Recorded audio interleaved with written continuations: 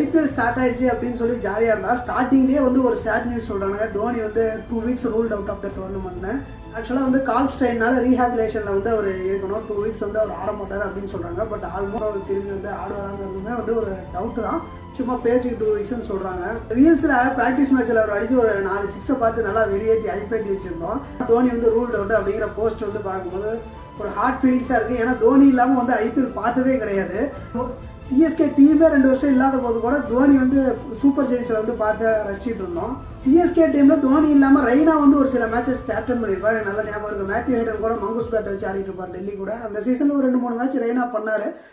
Dhoni ruled அவுட்டுங்கிற போஸ்ட்டுக்கு உள்ளே போய் பார்த்தா எல்லாம் கமெண்ட்டில் அவர் இருந்து மட்டும் என்ன பண்ண போகிறார், லாஸ்ட் 1 பால் 2 பால் வருவார், வந்து ஸ்கேம் பண்ணுவாங்க. இதுக்கோசரம் வந்து டிக்கெட்டெல்லாம் வந்து அவ்வளோ காசில் வாங்கிட்டு போய் தோனியை பார்க்க போகிறேன்ட்டு போவாங்க. கடைசி வரல வர மாட்டார். லாஸ்ட்டில் மட்டும் வந்து ஸ்கேம் பண்ணுறாங்க. ஸோ தோனி வச்சு ஸ்கேம் தான் நடக்குது அப்படின்னு சொல்கிறாங்க. அது அப்படி இல்லை. அது வந்து யார் சொல்லுவாங்க பார்த்தா நார்மல் டிக்கெட்டு 5000 10,000 ரூபாய்க்கு பிளாக்ல வாங்கிட்டு போயிட்டு தோனி வந்து ஆடல அப்படிங்கிற மன விருத்தியில் வந்து சொல்கிறவனா தான் இருக்குமே தவிர உண்மையான தோனி ஃபேன் வந்து அப்படி சொல்ல மாட்டான். கொஞ்சம் வருத்தமாக தான் இருக்குது. இப்படி இருக்கும்போது இன்னைக்கு SRH ஆர்சிபி வந்து மேட்ச் நடக்க போகுது ஹைதராபாத்தில். அண்ட் விராட் கோலி வந்து பார்த்து மனசை தேர்த்திக்கலாம். அண்ட் இன்னைக்கு மேட்ச்சில் ஆர்சிபி ஜெயிக்குமா SRH ஜெயிக்குமான்னு மறக்காம கமெண்ட்டில் சொல்லிடுங்க.